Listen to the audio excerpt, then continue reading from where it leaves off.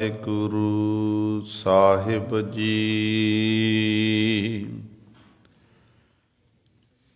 ਇੱਕ ਓੰਕਾਰ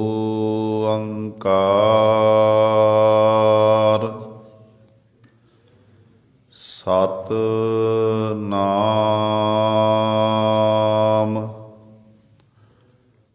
ਕਰਤਾ ਪੁਰਖ ਨਿਰਭਉ ਨਿਰਵੈਰ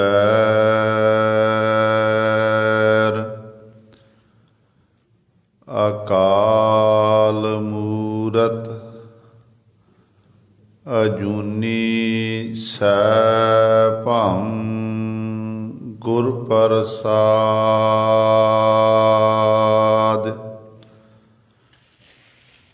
ਡੰਡੌਤ ਬੰਦਨ ਅਨਕ ਬਾਰ ਸਰਬ ਕਲਾ ਸਮਰੱਥ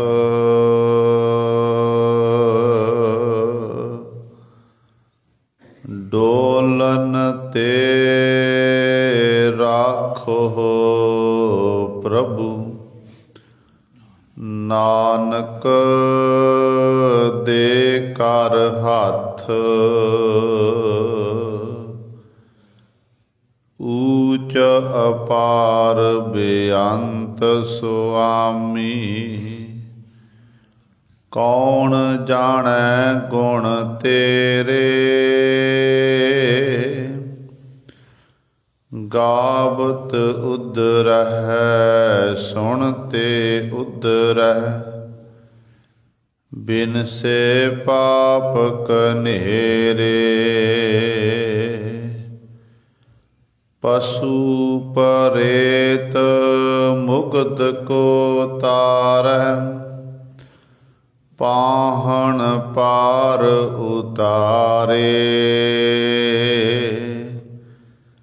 ਨਾਨਕ ਦਾਸ ਤੇਰੀ ਸਰਣਾਈ ਸਦਾ ਸਦਾ ਬਲਿਹਾਰੇ ਬਾਣੀ ਗੁਰੂ ਗੁਰੂ ਹੈ ਬਾਣੀ ਵਿੱਚ ਬਾਣੀ ਅੰਮ੍ਰਿਤ ਸਾਰੇ ਗੁਰ ਬਾਣੀ ਕਹੈ ਸੇਵਕ ਜਨ ਮਾਨੈ ਪਰਤਖ ਗੁਰੂ ਨਿਸਤਾਰੇ ਸੋ ਕਹੋ ਟਲ ਗੁਰ ਸੇਵੀਐ ਅਹਨਿਸ ਸਹਿਜ ਸੁਭਾਏ ਦਰਸ਼ਨ ਪਰਸੈ ਗੁਰੂ ਕੈ ਜਨਮ ਮਰਨ ਦੁਖ ਜਾਏ ਹੋਵੈ ਸਿਫਤ ਖਸਾਮਦੀ ਨੂਰ ਅਰਸੋ ਕੁਰਸੋ ਝਟੀਐ ਤੁਧ ਡਿਠੇ ਸੱਚੇ ਪਾਤਸ਼ਾਹ ਮਲ ਜਨਮ ਜਨਮ ਦੀ ਕੱਟੀਐ ਸੱਜਣ ਸੱਚਾ ਪਾਤਸ਼ਾਹ ਸਿਰ ਸਾਹਾਂਦੈ ਸਾਹੋ ਜਿਸ ਪਾਸ ਬੈਠਿਆ ਸੋਹੀਐ ਸਭਨਾਂ ਦਾ ਵੇਸਾਹੋ ਸਤਿਨਾਮ ਸ਼੍ਰੀ ਵਾਹਿਗੁਰੂ ਸਾਹਿਬ ਜੀ। ਤੁਖਾਰੀ ਮਹੱਲਾ ਪਹਿਲਾ। ਤੀਜਾ ਪਹਿਰ ਪਿਆ ਨੀਂਦ ਵਿਆਪੀ ਰਾਮ ਮਾਇਆ ਸੁਤ ਦਾਰਾ दुख संतापी राम। तीजा पहर पया नींद व्यापी राम। माया सुत दारा दुख संतापी राम।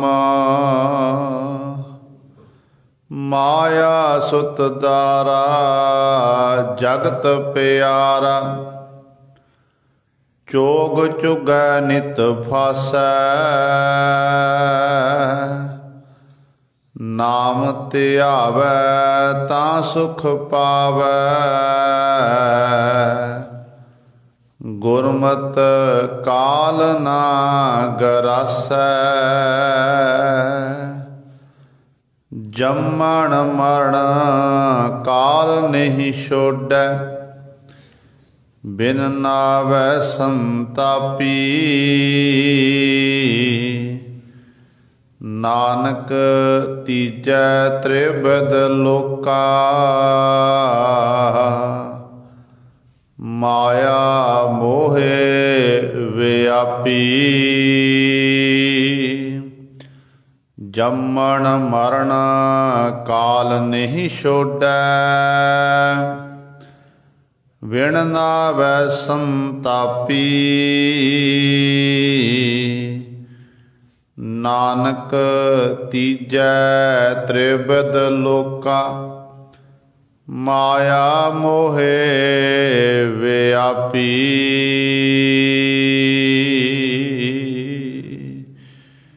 वाहिगुरु जी का खालसा वाहिगुरु जी की फतेह। परम सन्मानयोग जुगो जुग अटल चवर छतर तख दे मालक। बाणी के बोहित जाहरा जहूर हाजरा हजूर। सर्ब कला समरथ गद्दी ते विराजमान शब्दा अवतार। धन धन साहिब श्री गुरु ग्रंथ साहिब सच्चे सतगुरु जी दी पावन पवित्र निੱਘੀ गोद अंदर जुड़ बैठे गुरु रूप गुरु सवारे सत संगी जनों। आपां सारे ही बड़भागे हाँ जो दशमेश पिता गुरु कलगीधर सतगुरु अमृत के दाते सर्वंस दानी। बादशाह दरवेश गुरु गोबिंद सिंह। हक हक अंदेश गुरु गोबिंद सिंह। धन धन साहिब श्री गुरु गोबिंद सिंह महाराज जी की चरण छो धरती। महान पवित्र अस्थान गुरुद्वारा मंजी साहिब आलमगीर विखे अमृत वेले तो हाजरियां भर के सत संगत करके सतगुरु महाराज जी दियां खुशियां प्राप्त कर रहे हो। पातशाह जी दे पावन दरबार दे विच अमृत वेले तो सजे हुए दीवाना विच आप जी ने हुणे ही सत्कार जो गुरु घर दे कीर्तनिया पासों श्री आसा जी की वार दे कीर्तन श्रवण कीते हैं। सुआओ गुरु सवारियो समा है जो चल रही लड़ीवार गुरबाणी दी कथा तुखारी राग दे विचों गुरु नानक साहब महाराज जी दे पावन शब्द संतां दी विचार आप संगतां श्रवण करदियां आ रहीआं हन। 1110 अंक ते ਧੰਨ ਧੰਨ ਸਾਹਿਬ ਸ੍ਰੀ ਗੁਰੂ ਨਾਨਕ ਦੇਵ ਮਹਾਰਾਜ ਤੀਸਰੇ ਬੰਦ ਦੁਆਰਾ ਸਾਨੂੰ ਪਾਵਨ ਉਪਦੇਸ਼ ਬਖਸ਼ਿਸ਼ ਕਰ ਰਹੇ ਹਨ।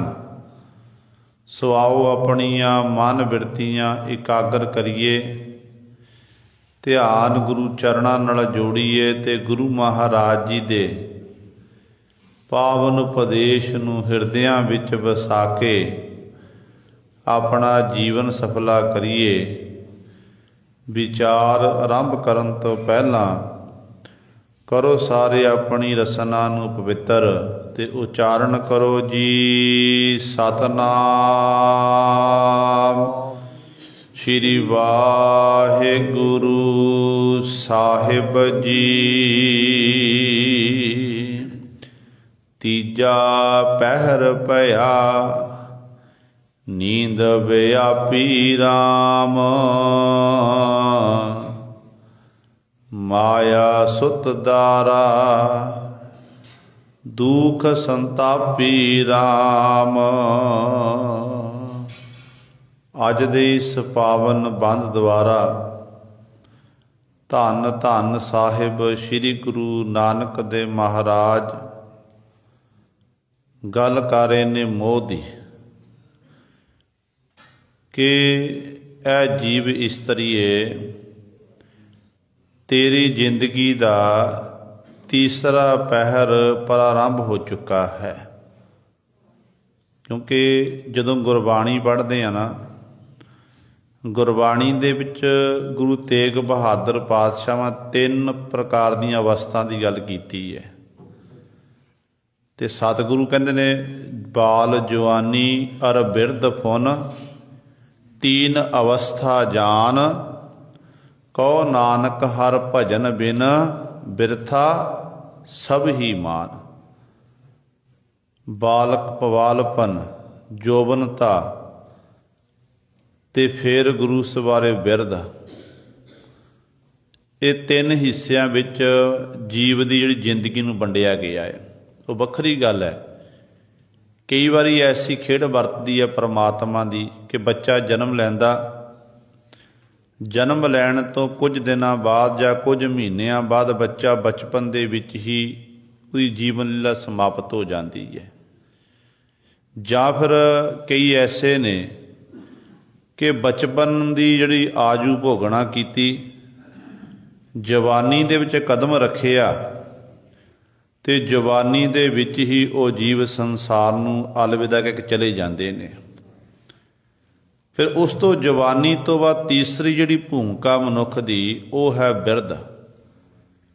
ਗੁਰੂ ਤੇਗ ਬਹਾਦਰ ਪਾਤਸ਼ਾਹ ਕਹਿੰਦੇ ਚਾਹੇ ਤੂੰ ਬਾਲਪਨ ਅਵਸਥਾ ਦੇ ਵਿੱਚ ਹੈ, ਚਾਹੇ ਤੂੰ ਜੋਵਨਤਾ ਅਵਸਥਾ ਦੇ ਵਿੱਚ ਹੈ, ਚਾਹੇ ਤੂੰ ਬੁਢਾਪੇ ਦੇ ਵਿੱਚ ਹੈ, ਐ ਬੰਦਿਆ ਬੰਦਗੀ ਤੋਂ ਬਿਨਾਂ ਤੇਰਾ ਜੀਵਨ ਸਾਰਾ ਵਿਅਰਥ ਹੈ।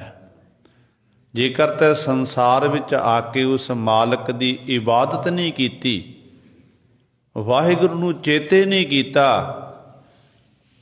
ਤੇ ਫਿਰ ਹਰ ਭਜਨ ਬਿਨ ਬਿਰਥਾ ਸਭ ਹੀ ਮਾਨ। ਫਿਰ ਪਰਮੇਸ਼ਰ ਦੇ ਭਜਨ ਬੰਦਗੀ ਤੋਂ ਬਿਨਾਂ ਸਭ ਕੁਝ ਵਿਅਰਥ ਹੈ। ਇਹ ਵਾਹਿਗੁਰੂ ਦੀਆਂ ਖੇਡਾਂ ਨੇ ਤੇ ਵਾਹਿਗੁਰੂ ਦੀ ਇਹ ਮਰਜ਼ੀ ਹੈ ਕਿ ਵਾਹਿਗੁਰੂ ਦੇ ਸਾਡੀ ਨਿਗਾਹ ਵਿੱਚ ਕਿਸੇ ਦਾ ਬੱਚਾ ਚਲਿਆ ਗਿਆ, ਕਿਸੇ ਦਾ ਧਰਮ ਪਤਨੀ ਚਲੀ ਗਈ ਜਾਂ ਪਤੀ ਚਲਿਆ ਗਿਆ, ਤੇ ਆਪਾਂ ਕਈ ਵਾਰੀ ਇਸ ਤਰ੍ਹਾਂ ਹੁੰਦਾ ਕਿ ਪਰਿਵਾਰ ਦੇ ਮੈਂਬਰ ਇਕੱਠੇ ਹੁੰਦੇ ਨੇ, ਦੁੱਖ ਸੁੱਖ ਸਾਂਝਾ ਕੀਤਾ ਜਾਂਦਾ, ਇੱਕ ਦੂਜੇ ਨਾਲ ਦੁੱਖ ਵੰਡਾਉਣ ਦੀ ਕੋਸ਼ਿਸ਼ ਕੀਤੀ ਜਾਂਦੀ ਹੈ, ਤੇ ਆਪਾਂ ਕਹਿ ਦਿੰਦੇ ਹਾਂ ਕਿ ਰੱਬ ਨੇ ਇਹ ਚੰਗਾ ਨਹੀਂ ਕੀਤਾ। ਆਮ ਤੌਰ 'ਤੇ ਇਹ ਸਾਡੇ ਸ਼ਬਦ ਹੁੰਦੇ ਨੇ ਕਿ ਪਰਮਾਤਮਾ ਨੇ ਇਹ ਚੰਗਾ ਨਹੀਂ ਕੀਤਾ। ਇੱਕ ਬਿਰਧ ਮਾਈ ਦਾ ਸਹਾਰਾ ਸੀ ਇਹ ਨੌਜਵਾਨ ਪੁੱਤਰ, ਤੇ ਉਹ ਪੁੱਤਰ ਨੂੰ ਪਰਮਾਤਮਾ ਲੈ ਗਿਆ, ਇਹ ਚੰਗਾ ਨਹੀਂ ਕੀਤਾ। ਸਾਡੀ ਨਿਗਾਹ ਦੇ ਵਿੱਚ ਉਹ ਚੰਗਾ ਨਹੀਂ, ਪਰ ਪਰਮਾਤਮਾ ਦੀ ਨਿਗਾਹ ਵਿੱਚ ਉਹ ਚੰਗਾ ਹੈ। ਜਿੰਨੇ ਕਿਸੇ ਦਾ ਸੰਬੰਧ ਲਿਖਿਆ ਹੋਇਆ ਉਨਾ ਹੀ ਗੁਰੂ ਸਵਾਰੇ ਭੋਗਣਾ ਹੈ। ਕਿਸੇ ਵਿਦਵਾਨ ਦੇ ਬੋਲ ਨੇ ਨਾ, ਕਹਿੰਦੇ ਇਕਨਾਂ ਦੇ ਘਰ ਪੁੱਤ, ਪੁੱਤਾਂ ਘਰ ਪੋਤਰੇ, ਇਕਨਾਂ ਦੇ ਘਰ ਧੀ, ਧੀਆਂ ਕਰ ਦੋਤਰੇ, ਇਕ ਨਾ ਦੇ ਕਰ ਇੱਕ, ਓਏ ਵੀ ਜਾਹੇ ਮਰ। ਵਜੀਦਾ ਕੌਣ ਆਖੇ ਸਾਹਿਬ ਨੂੰ, ਇੰਜ ਨਹੀਂ ਇੰਜ ਕਰ। ਇਹ ਤਾਂ ਵਾਹਿਗੁਰੂ ਦੀਆਂ ਖੇਡਾਂ ਨੇ ਨਾ। ਜੇ ਗੁਰੂ ਸਾਹਿਬਾਨ ਜੀ ਗੁਰਬਾਣੀ ਵਿੱਚ ਸਾਨੂੰ ਬਚਨ ਕਰਦੇ ਨੇ ਨਾ, ਤੇ ਸਤਿਗੁਰ ਦੇ ਵੀ ਸਾਹਿਬਜ਼ਾਦੇ ਸਤਿਗੁਰ ਦੇ ਨੇਤਰਾਂ ਦੇ ਸਾਹਮਣੇ ਗਏ ਨੇ, ਪਰ ਗੁਰੂ ਨੇ ਰੋਸ ਨਹੀਂ ਕੀਤਾ। ਪਰ ਛੇਵੇਂ ਪਾਤਸ਼ਾਹ ਮਹਾਰਾਜ ਦੇ ਦੋ ਸਾਹਿਬਜ਼ਾਦੇ ਬਾਬਾ ਗੁਰਦਿੱਤਾ ਜੀ ਤੇ ਬਾਬਾ ਅਟਲ ਜੀ, ਜਿਨ੍ਹਾਂ ਨੇ ਆਪਣੇ ਪੰਜ ਭੂਤਕ ਸਰੀਰ ਨੂੰ ਤਿਆਗਣਾ ਕੀਤਾ, ਪਿਤਾ ਗੁਰੂ ਦੇ ਸਨਮੁਖ ਦਸਵੇਂ ਪਾਤਸ਼ਾਹ ਬਾਦਾ ਸਾਰੇ ਭਲੀ ਪਦ ਜਾਂ 4 ਵਾਰ ਦਿੱਤੇ ਕਿ ਸਤਿਗੁਰ ਨੂੰ ਦੁੱਖ ਨਹੀਂ ਲੱਗਿਆ। ਪਰ ਸਤਿਗੁਰ ਨੇ ਸਮਝਾਇਆ, ਜੇ ਗੁਰੂ ਇੱਥੇ ਗੁਰੂ ਪਾਤਸ਼ਾਹ ਕਹਿ ਰਹੇ ਨੇ ਕਿ ਮੋਹ ਦੀਆਂ ਤੰਦਾਂ ਦੀ ਗੱਲ ਕਰ ਰਹੇ ਨੇ ਕਿ ਜੀ ਮੋਹ ਮਾਇਆ ਵਿੱਚ ਫਸਿਆ ਹੋਇਆ ਹੈ, ਤੇ ਸਤਿਗੁਰ ਨੇ ਦੱਸਿਆ ਕਿ ਅਸਲ ਵਿੱਚ ਜ਼ਿੰਦਗੀ 'ਚ ਵਿਚਰਦਿਆਂ ਹੋਇਆਂ ਆਪਣੇ ਪਰਿਵਾਰ ਵਿੱਚ ਰਹਿੰਦਿਆਂ ਕਿਵੇਂ ਮੋਹ ਬੰਦ ਖਲਾਸੀ ਕਰਨੀ ਹੈ ਮੋਹ ਤੋਂ ਤੁਸੀਂ, ਉਹ ਸਤਿਗੁਰ ਨੇ ਸਾਨੂੰ ਸਮਝਾਇਆ ਹੈ। ਗੁਰਬਾਣੀ ਜਿਹੜੀ ਹੈ ਪ੍ਰੈਕਟੀਕਲ ਹੈ। ਜੋ ਗੁਰਬਾਣੀ ਵਿੱਚ ਪਾਤਸ਼ਾਹ ਨੇ ਬਚਨ ਕੀਤੇ ਨੇ, ਪਹਿਲਾਂ ਗੁਰਦੇਵ ਪਿਤਾ ਜੀ ਨੇ ਆਪਣੇ ਸਰੀਰ ਉੱਤੇ ਹੰਢਾਣਾ ਕੀਤੇ, ਹੰਢਾ ਕੇ ਦੱਸੇ ਨੇ, ਤੇ ਆਪ ਸਤਿਗੁਰ ਦੱਸਿਆ ਕਿ ਭਾਈ ਇਸ ਤਰ੍ਹਾਂ ਵੀ ਹੋ ਸਕਦਾ। ਇਹ ਰੱਬ ਦੀਆਂ ਖੇਡਾਂ ਨੇ, ਕਰਤੇ ਦੀ ਕੁਦਰਤ ਹੈ। ਕਰਤੇ ਦੀ ਕੁਦਰਤ ਤੋਂ ਬਾਅਦ ਕਰਤਾ ਵਾਹਿਗੁਰੂ ਹੀ ਜਾਣ ਸਕਦਾ ਹੈ। ਆਪਾਂ ਪੜ੍ਹਦੇ ਹਾਂ ਨਾ ਪਾਤਸ਼ਾਹ ਦੇ ਬਚਨ ਕਿ ਕਰਤੇ ਕੀ ਮਿਤ ਕਰਤਾ ਜਾਣੈ, ਕੈ ਜਾਣੈ ਗੁਰ ਸੂਰਾ। ਕਰਤੇ ਦੀ ਮਿੱਤ ਮਰਜ਼ਾਦਾ ਨੂੰ ਕਰਤਾ ਪੁਰਖ ਜਾਣਦਾ ਏ। ਕੈ ਤੋਂ ਬਾਅਦ ਜਾਂ ਕਹਿੰਦੇ ਜਿਹੜਾ ਗੁਰ ਸੂਰਾ, ਸੂਰਮਾ ਗੁਰੂ ਹੈ, ਗੁਰੂ ਸਾਹਿਬਾਨ ਜੀ ਜਾਣਦੇ ਨੇ, ਹੋਰ ਕੋਈ ਨਹੀਂ ਜਾਣ ਸਕਦਾ। ਉਹਦੀਆਂ ਖੇਡਾਂ ਉਹ ਵਾਹਿਗੁਰੂ ਆਪ ਹੀ ਜਾਣਦਾ ਹੈ। ਇਸ ਕਰਕੇ ਇੱਥੇ ਵੀ ਸਤਿਗੁਰੂ ਇਹੀ ਕਹਿ ਰਹੇ ਨੇ, ਕਹਿੰਦੇ ਇਹ ਬੰਦਿਆ ਦੇਖ, ਤੇਰਾ ਜ਼ਿੰਦਗੀ ਦਾ ਪਹਿਲਾ ਪਹਿਰ ਸੀ, ਤੂੰ ਜਨਮ ਲਿਆ ਘਰ ਦੇ ਵਿੱਚ, ਕਿਸੇ ਦਾ ਤੂੰ ਪੁੱਤਰ ਬਣਿਆ, ਕਿਸੇ ਦਾ ਤੂੰ ਭਰਾ ਬਣਿਆ, ਕਿਸੇ ਦਾ ਕੁਝ ਬਣਿਆ, ਕਿਸੇ ਦਾ ਕੁਝ ਬਣਿਆ। ਫਿਰ ਤੂੰ ਉਸ ਤੋਂ ਬਾਅਦ ਬਾਲਪਨ ਅਵਸਥਾ ਦੇ ਵਿੱਚ ਆ ਗਿਆ। ਜਦੋਂ ਤੈਨੂੰ ਸੋਝੀ ਆਈ, ਤੇਰੇ ਭੈਣਾਂ ਨੇ, ਤੇਰੇ ਭਰਾਵਾਂ ਨੇ, ਤੇਰੇ ਮਾਂ ਨੇ, ਤੇਰੇ ਪਿਓ ਨੇ ਤੈਨੂੰ ਆਪਣੀ ਗੋਦ 'ਚ ਖਿਡਾਣਾ ਕੀਤਾ, ਤੈਨੂੰ ਲਾਡ ਲੜਾਇਆ। ਫਿਰ ਕਹਿੰਦੇ ਉਸ ਤੋਂ ਬਾਅਦ ਤੇਰੀ ਅਵਸਥਾ ਐਸੀ ਹੋਈ, ਤੂੰ ਜੋਬਨਤਾ ਵਿੱਚ ਕਦਮ ਰੱਖਿਆ। ਜੋਬਨਤਾ 'ਚ ਕਦਮ ਰੱਖਦਿਆਂ ਸਾਰ ਤੇ ਮਾਤਾ ਪਿਤਾ ਨੇ ਜੋਗ ਜਾਣ ਕੇ ਤੇਰੀ ਸ਼ਾਦੀ ਕਰ ਦਿੱਤੀ। ਸ਼ਾਦੀ ਕੀਤੀ। ਸ਼ਾਦੀ ਕਰਨ ਤੋਂ ਬਾਅਦ ਘਰ ਦੇ ਵਿੱਚ ਇਸਤਰੀ ਆਈ, ਤੇ ਫਿਰ ਉਸ ਤੋਂ ਅੱਗੋਂ ਤੇਰਾ ਪਰਿਵਾਰ ਵਧਿਆ ਫੁੱਲਿਆ। ਪਹਿਲਾਂ ਤੂੰ ਬੱਚਾ ਸੀ, ਅੱਜ ਤੂੰ ਬੱਚਿਆਂ ਵਾਲਾ ਹੋ ਗਿਆ। ਅੱਜ ਤੇਰੇ ਬੱਚੇ ਹੋ ਗਏ, ਤੇਰੀ ਪੁੱਤਰ, ਤੇਰੇ ਧੀ, ਇਤਿਆਦਿ ਕੁਟੁੰਬ ਵਧਣ ਲੱਗ ਪਿਆ। ਤੇ ਜੀਵ ਫਿਰ ਉਸ ਮੋਹ ਮਮਤਾ ਵਿੱਚ ਐਸਾ ਖਚਤ ਹੁੰਦਾ ਕਿ ਜੀਵ ਨੂੰ ਆਪਣੇ ਆਪ ਦੀ ਪਹਿਚਾਣ ਹੀ ਨਹੀਂ ਰਹਿੰਦੀ ਹੈ। ਇਹਦਾ ਮਤਲਬ ਇਹ ਨਹੀਂ ਕਿ ਆਪਣੇ ਮਾਪਿਆਂ ਨਾਲ ਆਪਾਂ ਮੋਹ ਨਹੀਂ ਕਰਨਾ, ਪਰਿਵਾਰ ਨਾਲ ਮੋਹ ਨਹੀਂ ਕਰਨਾ। ਤੇ ਗੁਰੂ ਸਾਹਿਬਾਨ ਕਹਿੰਦੇ ਪਰਿਵਾਰ ਵਿੱਚ ਰਹਿੰਦਿਆਂ ਹੋਇਆਂ ਉਸ ਮਾਲਕ ਨੂੰ ਚੇਤੇ ਕਰਨਾ ਹੈ, ਵਾਹਿਗੁਰੂ ਨੂੰ ਵਿਸਾਰਨਾ ਨਹੀਂ ਹੈ। ਜੇ ਵਾਹਿਗੁਰੂ ਨੇ ਪੁੱਤਰ ਧੀਆਂ ਦਿੱਤੇ ਨੇ, ਮਾਤਾ ਪਿਤਾ ਦਿੱਤੇ ਨੇ, ਤੇ ਉਦੋਂ ਵਾਹਿਗੁਰੂ ਦਾ ਧੰਨਵਾਦ ਕਰੋ ਕਿ ਪ੍ਰਮਾਤਮਾ ਤੇਰਾ ਸ਼ੁਕਰ ਹੈ, ਸੰਜੋਗਾਂ ਅਨੁਸਾਰ ਤੈਂ ਮੈਨੂੰ ਮਾਤਾ ਪਿਤਾ ਭੈਣ ਭਰਾ ਦੇਣਾ ਕੀਤੇ ਨੇ, ਤੇ ਪ੍ਰਮਾਤਮਾ ਤੇਰੀ ਬਣਾਈ ਹੋਈ ਕੁਦਰਤ ਵਿੱਚੋਂ ਇੱਕ ਇਹ ਲਕੀਰ ਹੈ, ਤੇ ਪ੍ਰਮਾਤਮਾ ਕਿਰਪਾ ਕਰਨੀ ਤੇ ਮੈਂ ਇਹਨਾਂ ਦੇ ਮੋਹ ਵਿੱਚ ਖਚਤ ਹੋ ਕੇ ਤੇ ਤੈਨੂੰ ਨਾ ਵਿਸਾਰ, ਤੈਨੂੰ ਭੁਲਾ ਨਾ ਦੇਵਾਂ। ਉਹਨਾਂ ਨੂੰ, ਆਪਣੇ ਪਰਿਵਾਰ ਨੂੰ ਦੇਖ ਕੇ ਵਾਹਿਗੁਰੂ ਦਾ ਸ਼ੁਕਰ ਕਰਨਾ, ਧੰਨਵਾਦ ਕਰਨਾ ਹੈ। ਪਰ ਜਿਹੜੇ ਮੋਹ ਵਿੱਚ ਬਿਲਕੁਲ ਖਚਤ ਨੇ, ਜਿਹਨੇ ਐਸੇ ਖਚਤ ਹੋ ਗਏ ਜਿਨ੍ਹਾਂ ਨੂੰ ਇਹ ਨਹੀਂ ਪਤਾ ਕਿ ਜੀਵਨ ਕਦੋਂ, ਜੀਵਨ ਲੀਲਾ ਕਦੋਂ ਸਮਾਪਤ ਹੋ ਜਾਣੀ ਹੈ, ਉਹ ਹਰ ਸਮੇਂ ਇਸ ਤਰ੍ਹਾਂ ਮੋਹ ਮਾਇਆ ਵਿੱਚ ਹੀ ਖਚਤ ਰਹਿੰਦੇ ਨੇ। ਉਹਨਾਂ ਦੀ ਫਿਰ ਹਾਲਤ ਗੁਰੂ ਸਰ ਇਹੋ ਜਿਹੀ ਹੋ ਜਾਂਦੀ, ਜਿਵੇਂ ਆਪਾਂ ਆਨੰਦ ਸਾਹਿਬ ਦੀ ਪਾਵਨ ਬਾਣੀ 'ਚ ਪੜ੍ਹਦੇ ਹਾਂ ਸਤਿਗੁਰ ਦੇ ਬਚਨ, ਤੇ ਸਤਿਗੁਰੂ ਕਹਿੰਦੇ ਨੇ, ਏ ਮਨ ਪਿਆਰਿਆ ਤੂੰ ਸਦਾ ਰਹੋ ਹਰ ਨਾਲੇ। ਕਹਿੰਦੇ ਸੇ ਇਹ ਮਨ ਪਿਆਰਿਆ, ਕਹਿੰਦੇ ਹੇ ਪਿਆਰੇ ਮਨਾ ਤੂੰ ਉਸ ਹਰੀ ਦੇ ਨਾਲ ਜੁੜਨਾ ਕਰ।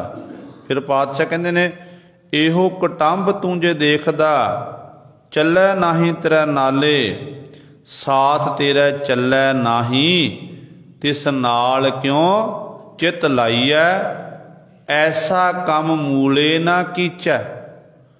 ਭੁੱਲ ਕੇ ਵੀ ਨਹੀਂ ਕਰਨਾ, ਐਸਾ ਕੰਮ ਮੂਲੇ ਨਾ ਕੀਚੈ ਜਿਤ ਅੰਤ ਪਛੁਤਾਈਐ। ਕਰਨਾ ਕੀ ਹੈ ਫਿਰ? ਕਹਿੰਦੇ ਸਤਿਗੁਰੂ ਕਾ ਉਪਦੇਸ਼ ਸੁਣ ਤੂੰ, ਹੋਵੈ ਤੇਰਾ ਨਾਲੇ, ਕਹਿ ਨਾਨਕ ਮਨ ਪਿਆਰੇ ਤੂੰ ਸਦਾ ਸੱਚ ਸੰਭਾਲੇ। ਕਹਿੰਦੇ ਇਸ ਤਰੀਕੇ ਨਾਲ ਆਪਣੇ ਜੀਵਨ ਨੂੰ ਬਤੀਤ ਕਰਨਾ ਕਰ। ਪਰਿਵਾਰ 'ਚ ਰਹਿਣਾ, ਪਰਿਵਾਰ ਦੀ ਪਾਲਣਾ ਪੋਸ਼ਣਾ ਕਰਨੀ, ਇਹ ਵਾਹਿਗੁਰੂ ਵੱਲੋਂ ਡਿਊਟੀ ਲੱਗੀ ਹੋਈ ਹੈ। ਕੋਈ ਕਿਸੇ ਨੂੰ ਨਹੀਂ ਪਾਲਦਾ, ਫਰਜ਼ ਆਪਾਂ ਸਾਰੇ ਨਿਭਾ ਰਹੇ ਹਾਂ, ਪਰ ਅਸਲ ਵਿੱਚ ਉਹ ਫਰਜ਼ ਤਾਂ ਨਿਭਾਏ ਜਾ ਰਹੇ ਨੇ ਜੇ ਮਾਲਕ ਨੇ ਸਾਨੂੰ ਉਦਮ ਬਖਸ਼ਣਾ ਕੀਤਾ। ਸਾਡੇ ਹੱਥ ਪੈਰ ਸਹੀ ਸਲਾਮਤ ਨੇ, ਸਾਡਾ ਦਿਮਾਗ ਕੰਮ ਕਰ ਰਿਹਾ ਹੈ, ਤਾਂ ਹੀ ਆਪਾਂ ਇਹ ਸਾਰਾ ਉਦਮ ਕਰ ਰਹੇ ਹਾਂ। ਪਰ ਜੇ ਪਰਮਾਤਮਾ ਦੀ ਖੇਡ ਵਰਤੇ ਸਾਡਾ ਦਿਮਾਗ ਕਰਨਾ ਕੰਮ ਬੰਦ ਕਰਦੇ ਕੰਮ ਕਰਨਾ, ਆਪਾਂ ਕੀ ਕਰ ਲਵਾਂਗੇ? ਤੇ ਸਾਡੇ ਹੱਥ ਪੈਰ ਰੁਕ ਜਾਣ ਤੇ ਆਪਾਂ ਕੀ ਕਰ ਲਵਾਂ? ਕੁਛ ਨਹੀਂ ਕਰ ਸਕਦੇ ਹਾਂ। ਜੋ ਕੁਝ ਵੀ ਆਪਾਂ ਵਿਚਰ ਰਹੇ ਹਾਂ, ਇਹ ਕਰਤੇ ਦੀ ਕਿਰਪਾ ਦੇ ਰਾਹੀਂ ਹੀ ਵਿਚਰ ਰਹੇ ਹਾਂ, ਤੇ ਕਰਤੇ ਦੀ ਕਿਰਪਾ ਦੇ ਰਾਹੀਂ ਸਾਰੇ ਕਾਰਜ ਕਰ ਰਹੇ ਹਾਂ, ਤੇ ਕਰਤੇ ਵਾਹਿਗੁਰੂ ਨੇ ਸਾਡੇ ਉੱਤੇ ਕਿਰਪਾ ਕੀਤੀ ਹੈ। ਪਰ ਅਫਸੋਸ ਦੀ ਗੱਲ ਹੈ ਕਿ ਉਸੇ ਕਰਤੇ ਨੂੰ ਆਪਾਂ ਵਿਸਾਰ ਦਿੱਤਾ, ਭੁਲਾ ਦਿੱਤਾ ਹੈ। ਤੇ ਗੁਰੂ ਪਾਤਸ਼ਾਹ ਕਹਿੰਦੇ ਨੇ ਕਿ ਜੀਵਨ ਕਾਲ ਦਾ ਇਹ ਤੀਜਾ ਪਹਿਰ, ਕਹਿੰਦੇ ਜੀਵਨ ਤਾਂ ਆਰੰਭਤਾ ਹੋ ਗਈ ਹੈ। ਜੀਵ ਇਸਤਰੀਏ ਤੇਰੀ ਹਾਲਤ ਐਸੀ ਹੋ ਗਈ, ਨੀਂਦ ਵਿਆਪੀ ਰਾਮ। ਤੀਜੇ ਪਹਿਰ ਵਿੱਚ ਕਹਿੰਦੇ ਨੀਂਦ ਜਿਹੜੀ ਹੈ ਮਾਇਆ ਦੀ ਨੀਂਦ, ਵਿਦਿਆ ਰੂਪੀ ਨੀਂਦ, ਇਹ ਵਿਆਪ ਗਈ। ਐਸੀ ਤੂੰ ਗਲਤਾਨ ਹੋਈ ਜੀਵ ਇਸਤਰੀ, ਇਸ ਵਿਦਿਆ ਰੂਪੀ ਨੀਂਦ ਵਿੱਚ ਤੈਨੂੰ ਕਿਸੇ ਪ੍ਰਕਾਰ ਦੀ ਸੋਝੀ ਨਹੀਂ ਰਹੀ। ਹਾਲਤ ਕੈਸੀ ਹੋ ਗਈ? ਮਾਇਆ ਸੁਤ ਦਾਰਾ ਦੂਖ ਸੰਤਾਪੀ ਰਾਮ। ਕਿ ਮੇਰਾ ਇਹ ਮਾਇਆ ਦਾ, ਕਿਉਂਕਿ ਮਾਇਆ ਕੇਵਲ ਇਹ ਜਿਹੜੇ ਆਪਾਂ ਘਰ ਵਿੱਚ ਆਪਣਾ ਜੇਬ ਖਰਚੋਂ ਵਰਤਦੇ, ਇਹ ਮਾਇਆ ਨਹੀਂ, ਇਹ ਵੀ ਮਾਇਆ। ਪਰ ਜਿਹੜੀ ਸਤਿਗੁਰੂ ਕਹਿੰਦੇ ਨੇ, ਗੁਰੂ ਨਾਨਕ ਪਾਤਸ਼ਾਹ ਮਹਾਰਾਜ ਕਹਿੰਦੇ ਮਾਇਆ ਨੇ ਐਸਾ ਪ੍ਰਭਾਵ ਪਾਇਆ, ਐਸਾ ਕਹਿੰਦੇ ਮਾਇਆ ਨੇ ਛਲਣਾ ਕੀਤਾ ਕਿ ਇਹੀ ਜੀਵ ਕਹਿੰਦਾ ਹੈ ਕਿ ਇਹ ਮੇਰਾ ਪੁੱਤਰ ਹੈ, ਦਾਰਾ ਘਰ ਵਾਲੀ ਹੈ। ਇਹਨਾਂ ਦੇ ਮੋਹ ਵਿੱਚ ਐਸਾ ਖਚਤ ਹੋ ਗਿਆ ਕਿ ਜ਼ਿੰਦਗੀ ਸਾਰੀ ਦੁੱਖਾਂ ਦੇ ਵਿੱਚ ਹੀ ਬਤੀਤ ਕਰ ਦਿੱਤੀ, ਦੁੱਖ ਸੰਤਾਪ ਹੀ ਝੱਲਦਾ ਰਿਹਾ। ਐਸਾ ਗਲਤਾਨ ਹੋ ਗਿਆ, ਇਹਨੂੰ ਆਪਣੇ ਆਪ ਦੀ ਸੋਝੀ ਨਹੀਂ ਰਹੀ। ਫਿਰ ਅਗਲੀ ਪੰਕਤੀ 'ਚ ਸਤਿਗੁਰੂ ਜੀ ਕਹਿੰਦੇ ਨੇ, ਮਾਇਆ ਸੁਤ ਦਾਰਾ ਜਗਤ ਪਿਆਰਾ, ਚੋਗ ਚੁਗੈ ਨਿਤ ਫਸੈ। ਮਾਇਆ ਦੇ ਨਾਲ, ਘਰ ਵਾਲੀ ਦੇ ਨਾਲ, ਪੁੱਤਰਾਂ ਦੇ ਨਾਲ, ਜਗਤ ਨਾਲ ਕਹਿੰਦੇ ਮੋਹ ਪਿਆਰ ਕਰਦਾ। ਕਹਿੰਦੇ ਐਸਾ, ਕਹਿੰਦੇ ਇਹ ਫਾਹੀ ਵਿੱਚ, ਜਾਲ ਵਿੱਚ ਫਸਦਾ ਜਾ ਰਿਹਾ ਏ। ਜਿਵੇਂ ਪੰਛੀ ਨੂੰ ਚੋਗਾ ਪਾਇਆ ਜਾਂਦਾ ਨਾ, ਜੋ ਸ਼ਿਕਾਰੀ ਪੰਛੀ ਨੂੰ ਪਕੜਦਾ ਹੈ, ਜਾਲ ਲਾਉਂਦਾ, ਚੋਗਾ ਪਥਲ ਰੱਖਦਾ, ਤੇ ਪੰਛੀ ਚੋਗਾ ਚੁਗਣ ਆਉਂਦਾ ਤੇ ਆਪਣੇ ਜਾਲ 'ਚ ਪੰਛੀਆਂ ਨੂੰ ਪਕੜ ਲੈਂਦਾ ਹੈ। ਤੇ ਗੁਰੂ ਪਾਤਸ਼ਾਹ ਕਹਿੰਦੇ ਇਸੇ ਤਰ੍ਹਾਂ ਜਿਹੜਾ ਜੀਵ ਹੈ, ਜੀਵ ਨੂੰ ਵੀ ਕਹਿੰਦੇ ਇਹ ਮੋਹ ਮਮਤਾ ਦਾ ਚੋਗਾ ਪਿਆ ਹੋਇਆ ਹੈ। ਮੋਹ ਮਮਤਾ ਚੋਗੇ ਕਰਕੇ ਜੀਵ ਦੀ ਹਾਲਤ ਵੀ ਐਸੀ ਤਰਸਯੋਗ ਹੋ ਗਈ ਹੈ ਕਿ ਨਿਕਲਣਾ ਬੜਾ ਔਖਾ ਹੋ ਗਿਆ ਹੈ। ਜਿਹਦੇ ਉੱਤੇ ਪਰਮਾਲਕ ਦੀ ਕਿਰਪਾ ਰਹਿਮਤ ਹੈ, ਉਹ ਪਰਿਵਾਰ ਵਿੱਚ ਰਹਿੰਦਿਆਂ ਹੋਇਆਂ, ਗ੍ਰਸਥ ਵਿੱਚ ਰਹਿੰਦਿਆਂ ਹੋਇਆਂ ਹੀ ਉਸ ਵਾਹਿਗੁਰੂ ਦੇ ਗੁਣਾਂ ਦਾ ਗਾਇਨ ਕਰਦੇ ਤੇ ਆਪਣੇ ਜੀਵਨ ਨੂੰ ਸਫਲਾ ਕਰ ਲੈਂਦੇ ਨੇ। जिस गुरु नानक साहब गुरु अर्जन देव महाराज दे बचन ने सहस्कृति नामे बाणी आपां पढ़दे हां, जिहड़े पहले 4 शब्द ने वो गुरु नानक साहब महाराज दे हन। जी सतगुरु गुरु नानक पातशाह पढ़ पुस्तक संध्या बादंग सिल पूज सबगल समादंग, ये 4 शब्द ने, ये गुरु नानक पातशाह महाराज दे हन। जिहड़े उस तो अगे फिर सहस्कृति आरंभ हुंदी है जो 5वें पातशाह महाराज की उच्चारण की हुई है। तो 5वें पातशाह महाराज ने आरंभता दे विच ही इस गल की मोहर लाना की है। जीव कहता मेरे माता मेरी माँ मेरा पिता मेरा भरा मेरी भैन मेरा आ सारी जिंदगी इस तरह करता है। पर गुरु अर्जन देव महाराज कहते ने कतंच माता कतंच पिता कतंच बनता बनोद सुत है। कहते भाई कित्थे गए तेरी माँ, कित्थे गए तेरा पिता, कित्थे गए बनता घर वाली ते हिसुत्र इत्यादक सारे कित्थे गए ने। कहते भाई ये जड़े तेरे जड़े संजोगां करके ना मिलाप होया सी ते अज कहते ये विछोड़ा पै गया, एक दिन हर एक ने संसार तो जाना है। कतांच भरात मीत हित बंधप कतांच मोह कुटुंब्यते कतांच चपल मोहनी रूपं पखंते त्यागं करोत रहंत भगंत रहंत संग भगवान सिमरन नानक लब्ध्यं अच्युत तन है। गुरु पातशाह जी ने पावन श्लोक दे विच ये दस दिता, कहते जीव कहता मेरा भरा मेरा पिता ते सतगुरु कहते पर ये भी कतंच ने, ये कित्थे गए ने। पहला तेरा माँ बाप तेरे कोल सी, तेरा दादा दादी तेरे कोल सी, पर अज कहते वो दिन आ गया, दादी कोल सी दादा कोल सी पर वो अज चले गए।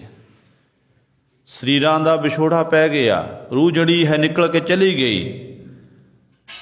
कहते फिर भाई मोह काहदा है, जी तेरे दादा दादी जा सकते ने, माँ बाप जा सकते ने, कल नूं ऐ बंदिया तैं भी जाना है। मोह च निकल, चंचल माया दे विच तू ऐसा गलतान होया फिरदा है। कारू जैसे बादशाह चले गए, सिकंदर जैसे बादशाह चले गए, तू कानू मोह करदा फिरदा है। फिर सतगुरु कौन नाल रहिंदा है, सदीवी कौन रहन वाला। ते सतगुरु कहते रहंत संग भगवान सिमरन नानक लब्ध्यं अच्युत तन है। जिहड़ा कहते परमेश्वर है, परमेश्वर ते परमेश्वर दा नाम ये सदीवी काल रहन वाला है। ये नहीं जाता किते, जिन्हें जप लिया फिर गुरु सवारे उस नाम नूं प्राप्त कर लैंदा है। ते सतगुरु कहते पर मिलदा किसे बेले नूं सारे नूं ये नाम दी प्राप्ति नहीं हुंदी है, जिहदे उत्ते बख्शिश हुंदी ना, गुरु दी बख्शिश रहमत हुंदी है। उन्हां दे हिरदे अंदर वाहिगुरु दा नाम समा जांदा। नाम विच ऐसे लीन हुंदे ने, लीन होण उपरंत फिर वो इस तरह उस मालक वाहिगुरु के गुणां दा ज्ञान करते ने ते गुरु ना ते बहुत वड्डी फिर बख्शिश करता है। ते जिन्हां दे हिरदे अंदर वाहिगुरु का नाम समांदा ना, बहुत सारे ऐसे गुरु के सिख ने जिन्हां उत्ते फिर गुरु कलगीधर पातशाह महाराज की अपार बख्शिश रहमत हुई है। इतिहास गवाह है, जदों गुरु कलगीधर पातशाह महाराज सतगुरु जी औरंगजेब बादशाह नूं पातशाह ने शब्द रूपी तीर ना मारना कीता, खत्म हो गया। तारा आजम ते बहादुर शाह का युद्ध होया। बहादुर शाह ने गुरु कलगीधर पातशाह की शरण तकी। कलगियां वाले पातशाह की मदद के नाल बहादुर शाह नूं हिंदुस्तान दा तख्तो ताज मिलिया, ये बादशाह बनिया। बादशाह बनन उपरंत इन्हें गुरु पातशाह ने कुछ इकरार कीते सी। ये पातशाह मैं तुहाडी गल मन्नांगा, ये सारे मैं काम करांगा। ते बड़ी नेड़ता वध गई गुरु पातशाह दे नाल। आगरे दे इलाके दे विच गुरु कलगीधर पातशाह महाराज दे नाल बहादुर शाह की मुलाकात हुई। कहते ने इतिहास दा इत्थे गुरु कलगीधर पातशाह महाराज बहादुर शाह नूं मिले, काफ़ी समा मेल जोल होया, विचारां होईयां ते बहादुर शाह गुरु पातशाह दा श्रद्धालु बन चुका। हुण जिस गुरु गोबिंद सिंह महाराज बड़े वडेरियां तो लैके गुरु कलगीधर पातशाह महाराज तक जंग जुद्ध चलते रहे ते ओ तुरकाना, ओ जिन्ने भी काजी मुलाने शरह दे कट्टड़ इस गल नूं सहार नहीं सके कि दिनों दिन गुरु गोबिंद सिंह महाराज दा मेल जोल बहादुर शाह नाल वधदा जा रहा। ये दीने इस्लाम लिए बहुत बड़ा खतरा है। इन्होंने आपस में मिल के मीटिंग की है, कहने की तरीका वरत्या जाए। जे गुरु गोबिंद सिंह महाराज नूं आपां हथ पाईए तो कलगीधर पातशाह नूं खत्म करना बहुत औखा है। साड़ियाँ बहुत सारियां फौजां खत्म हो चुकियां पहलां। हुण करिए की, किहड़ा तरीका वरतीए ताकि गुरु गोबिंद सिंह महाराज जी भी खत्म हो जाण। जो गुरु गोबिंद सिंह महाराज खत्म हो गए तो अपने आप ही जिहड़ी साडा बहादुर शाह बादशाह की नेड़ता बनी हुई है वो नेड़ता दूर हो जाएगी।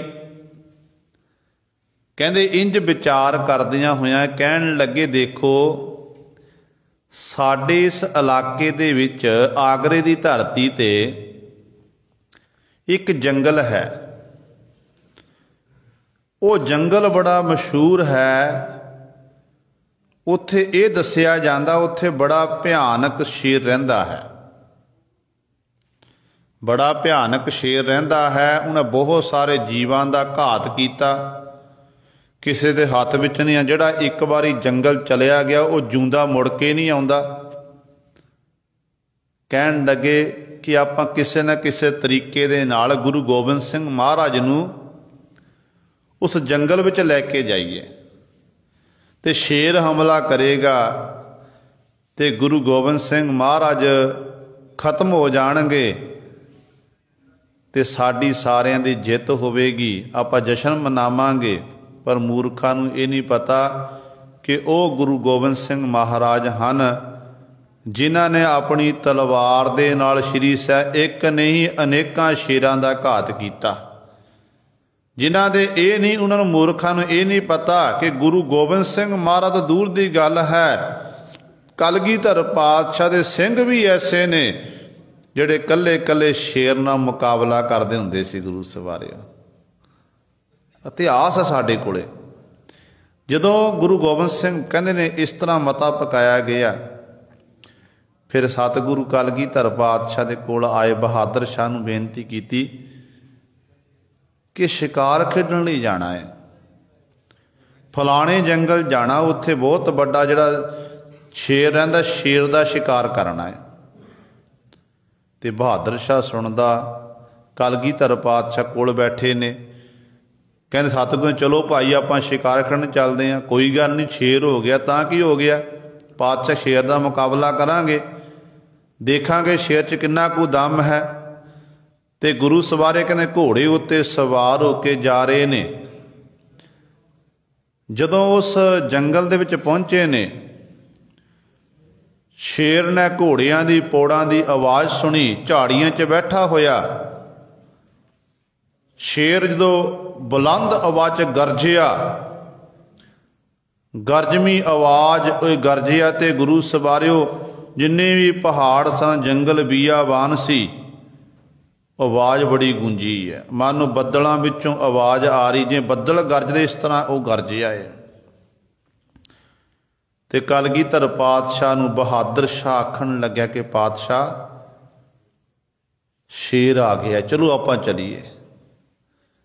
ते गुरु गोबिंद सिंह महाराज कहते जदों सामने कोई चल के आवे ना तो साडा ये काम नहीं कि आपां मैदाने जंग नूं छड्ड के चले जाना, आपां हुण शिकार करांगे शेर दा। कहते इस तरह सतगुरु बचन विलास कर रहे ने। इन्ने चਿਰ ਨੂੰ गुरु गोबिंद सिंह महाराज ਸਿੰਘ आ गया जिहदा नाम है भाई रोशन सिंह। भाई रोशन सिंह जी सन्मुख आए, कहन लगे हे गुरु कलगीधर पातशाह महाराज, शेर दा शिकार तुसी करना? सतगुरु तुहाडे सिखां दे ਸਿੰਘਾਂ दे हुंदे तुसी शेर दा शिकार करो, ये गल ठीक नहीं पातशाह। कलगीधर पातशाह महाराज मैनू हुक्म करो, मैं इस शेर का मुकाबला करांगा, शेर का शिकार करांगा। ते गुरु गोबिंद सिंह महाराज देखते ने, बहादुर शाह भी देखदा सुन के हैरान कि गेहू जे सिख। ते सतगुरु महाराज सतगुरु कलगीधर पातशाह महाराज कहन लगे बेटा कोई गल नहीं, मैं शिकार करांगा। ते भाई रोशन सिंह कहन लगे पातशाह नहीं, साडे हुंदियां तुसी शिकार करो पातशाह जी, ये साडा फर्ज बनदा है कि असी सामने जाके दुश्मन नाल मुकाबला करिए। कहते गुरु गोबिंद सिंह महाराज कहन लगे मेरी श्री साहब मेरा तेगा ले जाना कर। ते भाई रोशन सिंह ने बा कमाल दे वचन कीते। कहन लग्या हे गुरु गोबिंद सिंह महाराज, सतगुरु जी तुहाडा धन्नवाद, तुसी मैनूं अपना तेगा दे रहे हो, तलवार दे रहे हो, पर मेरे पातशाह मैं तुहाडा ये तेगा नहीं ले जाना, ना मैं तुहाडा तेगा ले जाना है ते ना ही मैं अपनी श्री साहब लैके जानी है। ते बहादुर शाह जिहड़े उहदे नाल दे ने एहलकार सिपाही सिपर सिपाही सारे नाल ने, वो देख के हैरान। कहन लग्या ना मैं तुहाडी तलवार लैके जानी, ना अपनी श्री साहब लैके जानी है। जे मैं तुहाडी श्री साहब लै गया ना, ये लोग आखणगे कि गुरु गोबिंद सिंह महाराज ने अपनी कला दिखाई है, शक्ति सी इस तलवार भी श्री साहब दे विच। ते सतगुरु महाराज सुणदे नाल मुस्कराउंदे ने, कहन लगे भाई रोशन सिंह दस फिर तू किवें मुकाबला करेगा? कहते ने उस समय हाथ में एक सलोतर पकड़िया, डंडा बड़ा सारा डंडा पकड़ लिया। कहन लग्या पातशाह बस तुहाडी किरपा चाहिदी है, इस शेर नूं मैं इस सलोतर नाल मार के तुहाडे कोल घड़ीस के लैके आवांगा। सारे देख के हैरान। गुरु कलगियां वाले पातशाह थापड़ा दिता, कहन लगे चल फिर रोशन सिंह कर मुकाबला। देखते हैं इधर साडा शेर है, उधर जंगली शेर है, देखते हैं हुण किहड़े शेर की जित हुंदी है। ते कलगीधर पातशाह महाराज दी थापड़ा लैके कहते रोशन सिंह ने कहते अपने शरीर उत्ते कंबल की बुक्कल मारी, कंबली की बुक्कल मार के ना सलोतर नूं अंदर ढक लिया। ते जदों हुण जंगल दे विच सामने गए, शेर नूं बगारना कीता, वो सामने आया, गुरु गर्जमी आवाज़ गरजिया। जदों उन्हें सतगुर दे सूरमे सिंह भाई रोशन सिंह उत्ते हमला किया, कहते ने उस समय सूरमे सिंह ने बड़ी जोर दे डंडा मारिया, ते ओ डंडा इन्नी जोर दे सिर च वजिया, ते उसे ही डंडे नूं गुरु सर दी जुबान दे विच धस दिता। एक वार दे नाल ही वो खूनी शेर क्षण मात्र खत्म हो गया। एक वार कीता, एक वार दे नाल खत्म करके उन्होंने बन के गुरु सवारे घड़ीसदा होया भाई रोशन सिंह गुरु कलगीधर पातशाह महाराज दे सन्मुख लैके आ गया कि पातशाह जी आ देखो। सतगुरु कहन लगे बहादुर शाह देखिया साडा शेर जित गया ते जंगली शेर हार गया। ते असल विच गुरु सर कहण दा भाव है कि जिहड़े लोग ये सोचते सन गुरु गोबिंद सिंह महाराज नूं जदों शेर हमला करेगा शेर खत्म कर देवेगा, साडा सारा ही जिहड़ा ये सतगुर की नेड़ता बनी बहादुर शाह ने यह सब खत्म हो जाए, जो हर दुश्मन ही मर गया। पर उन्होंने ये नहीं पता कि गुरु गोबिंद सिंह महाराज के दर ते एक एक शेर बैठा होया। कल्ले रोशन सिंह की गल नहीं, पता नहीं किन्ने सूरमे होणगे गुरु सवारियो जिहड़े हर समय गुरु के बचनां उत्ते पहरा दिंदे ने ते नाल वो नाम बाणी का अभ्यास करते हैं। कल्ला शास्त्र विद्या का अभ्यास नहीं, अज समा इहो जिहा हो चुका जी आपां नाम बाणी का अभ्यास करते साढ़े को शास्त्र विद्या नहीं है। जे शास्त्र विद्या तो फिर नाम बाणी का अभ्यास नहीं है। पुरातन सिंह सन, उन्होंने समा वंडिया होया सी कि अमृत वेले उठ के नाम बाणी का अभ्यास करना, फिर शास्त्र विद्या का अभ्यास करना, तो दिन वेले फिर गुरु घर की टहल सेवा करनी, होर कारज करने, किरत करनी अपनी, इस तरीके नाल अपने जीवन को बतीत करते सी। पर अज आप आलसी हो चुके हैं, शास्त्र विद्या भी भुल गए हैं, नाम बाणी का अभ्यास भी भुला दिता है। देखो जो आप दिल्ली विखे जो कतलेआम होया सिखां का 84 वेले, इंदिरा गांधी जो मारी गई सी, किन्ने सिखां दे घर सिखां नूं गल च टैर पा के फूकिया गया, बेटियां दी पत इज्जत लुट्टी गई, किन्ना जुल्म होया। पर वो क्यों होया, कारण की बनया? क्यों आपां भुल गए सी अपने जिहड़े साडे शास्त्र सी, शास्त्रां नूं आपां विसार दिता सी। पर अज भी दिल्ली विच वो घर ने जिन्हां वल मौके दी हुकूमत सी, जिहड़े ये शरारती अनसर लोग सी, वो हमला करने लई जरूर आए सन। पर जो सिखां दे हत्थ विच तलवारां देखियां, सिखां दे हत्थ विच शस्त्र देखे, तो शास्त्रां नूं देख के उत्थों दौड़ के भज गए सन, उत्थे नेड़े नहीं आ सके। ताइयों गुरु कलगीधर पातशाह ने वचन कीते ने, अस कृपान खंडो खड़ग तुपक तबर अर तीर, सैब सरोही सहती जह हमारा ती पीर। ते कलगीधर पातशाह दे बचन ने शास्त्रां नूं इन्ना मान, इन्ना सन्मान मेरे दशमेश पिता महाराज देना कीता है। जिथे आपां सतसंगत करते, नाम बाणी का अभ्यास करते, उत्थे नल शस्त्र विद्या आप सिखो तो अपने बच्चों नूं सिखावो।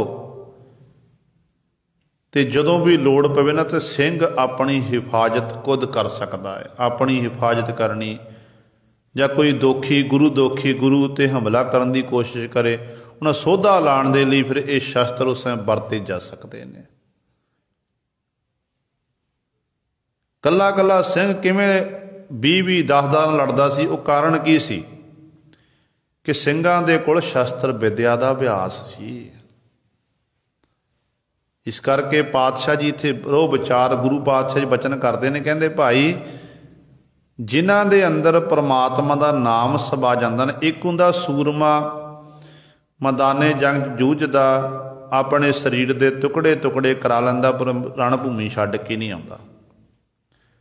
एक सूरमा हुंदा जिन्हें अपने मन नूं जित्तिया हुंदा, जिन्होंने अपने मन नूं नाम रूपी रंग च रंगिया हुंदा। पर रोजाना सतगुर के बचन पढ़ते हैं कि जाको हर रंग लागो इस युग में, सो कहीयत है सूरा, आत्म जिन्हें सगल बस तांकै, जाका सतगुर पूरा। ते गुरु कलगीधर पातशाह दरबार दोनों प्रकार के सूरमे सी, शरीरक बल वाले भी ते आत्मक बल वाले भी, जिन्हां ने अपने मन नूं नाम रंग च रंगिया होया सी, शरीर नूं अभ्यास च रंगिया होया सी। ते जदों फिर मुकाबला हुंदा सी, दुश्मन दल दे छक्के छड़ा दिंदे सी गुरु सवारियो। ते इहो जिहा सूरमा सतगुर ने पैदा किया। पर गुरु पातशाह कहंदे नाम बाणी दे अभ्यास नाल कुछ भी नहीं होना है। कहते जिथे भाई तू गुरु का सहारा छड्ड के हर समय यही इन्हां विच ही लग गया, मोह विच फस गया कि मेरे माँ, मेरा पिता, मेरा भैन, मेरा भरा इत्यादक जिहड़े सिंह गुरु सवारियो गुरु कलगीधर पातशाह दे सन्मुख दुश्मनां लड़दे सी ना, जेकर उन्हां दे मन विच ये विचार आ जाती कि मेरा पुत्र मेरा घर च उडीक कर रहा, मेरी घर वाली उडीक करती है, या मेरी माता पिता उडीक करते हैं, फिर वो जंग नहीं कर सकते सन। ਉਹਨਾਂ ਦੇ ਅੰਦਰੋਂ ਗੁਰੂ ਪਾਤਸ਼ਾਹ ਨੇ ਮੋਹ ਦੀਆਂ ਤੰਦਾਂ ਕੱਢੀਆਂ ਹੋਈਆਂ ਸੀ। ਮੋਹ ਦੀਆਂ ਤੰਦਾਂ ਕੱਢ ਕੇ ਸਤਿਗੁਰੂ ਨੇ ਐਸੇ ਸਿਰਲੱਥ ਯੋਧੇ ਸੂਰਮੇ ਬਣਾ ਦਿੱਤਾ ਸੀ ਕਿ ਕੱਲਾ ਕੱਲਾ ਸਿੰਘ ਸਵਾ ਸਵਾ ਲੱਖ ਨਾਲ ਜੂਝਣ ਲਈ ਫਿਰ ਤਿਆਰ ਹੋ ਜਾਂਦਾ ਸੀ। ਤੇ ਇਹੀ ਵਚਨ ਸਤਿਗੁਰੂ ਗੁਰੂ ਨਾਨਕ ਪਾਤਸ਼ਾਹ ਕਰ ਰਿਹਾ ਅੱਜ ਦੇ ਪਾਵਨ ਸ਼ਬਦਾਂ। ਕਹਿੰਦੇ ਨੇ ਭਾਈ ਜਿਹੜਾ ਮਾਇਆ ਹੈ ਦੀ ਜ਼ਿੰਦਗੀ ਦਾ ਤੇਰਾ ਤੀਜਾ ਪਹਿਰ ਆਰੰਭ ਹੋ ਚੁੱਕਾ। ਮਾਇਆ ਵਿੱਚ ਐ ਜੀਵ ਤੂੰ ਐਸਾ ਗਲਤਾਨ ਹੋਇਆ। ਤੂੰ ਕਹਿੰਦਾ ਹੈ ਮਾਇਆ ਸੁੱਤ ਦਾਰਾ। ਇਹ ਨਹੀਂ ਕਿ ਮਾਇਆ ਜਿਹੜਾ ਆਪਾਂ ਖਰਚ ਕਰਦੇ ਹਾਂ ਇਹ ਮਾਇਆ ਨਹੀਂ ਜਿਹਦੇ ਸਾਡਾ ਘਰ ਦਾ ਗੁਜ਼ਾਰਾਨ ਚ ਨਹੀਂ। ਜਿਹੜਾ ਸਾਡਾ ਪਰਿਵਾਰ ਹੈ ਘਰ ਸੁੱਤ ਘਰ ਮਾਇਆ ਸੁੱਤ ਦਾਰਾ ਸੁੱਤ ਪੁੱਤਰ ਘਰ ਵਾਲੀ ਤੇ ਇਹ ਸਾਰੇ ਜਿੰਨੇ ਹਨ ਇਹਦੇ ਮੋਹ 'ਚ ਖਚਤ ਹੋ ਜਾਣਾ। ਕਹਿੰਦੇ ਜੀਵ ਨੂੰ ਫਿਰ ਦੁੱਖ ਹੀ ਸੰਤਾਪਦਾ ਹੈ। ਜਿੰਨਾ ਆਪਾਂ ਮੋਹ ਦੀਆਂ ਤੰਦਾਂ 'ਚ ਖਚਤ ਹੁੰਦੇ ਆ ਉਨਾ ਜੀਵ ਦੁਖੀ ਹੁੰਦਾ ਹੈ। ਮੋਹ 'ਚ ਨਿਕਲਣਾ ਬੜਾ ਔਖਾ ਹੈ।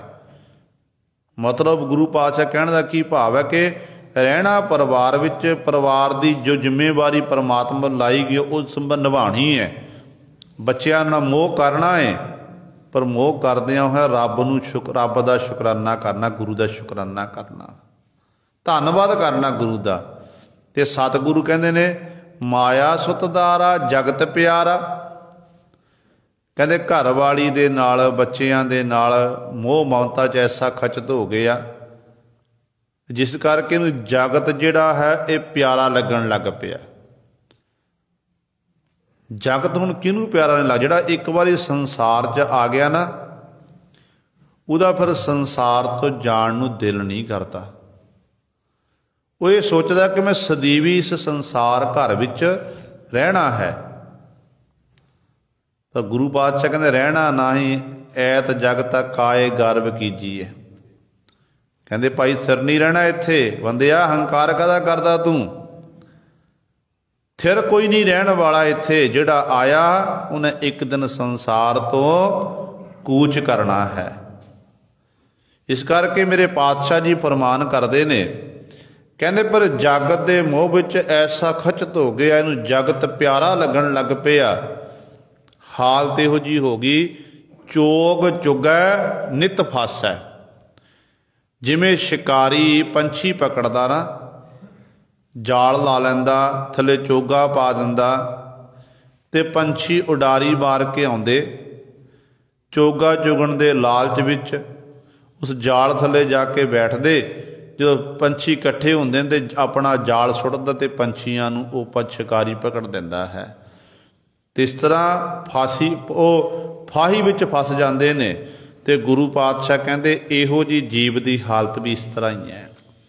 ਸੰਸਾਰ 'ਚ ਵਿਚਰਦਿਆਂ ਹੋਇਆਂ ਐਸਾ ਮੋਹ ਦੀਆਂ ਫਾਹੀਆਂ ਵਿੱਚ ਫਸਿਆ ਕਿ ਜੀਵ ਰੂਪੀ ਪੰਛੀ ਫਿਰ ਨਿਕਲ ਨਹੀਂ ਸਕਿਆ।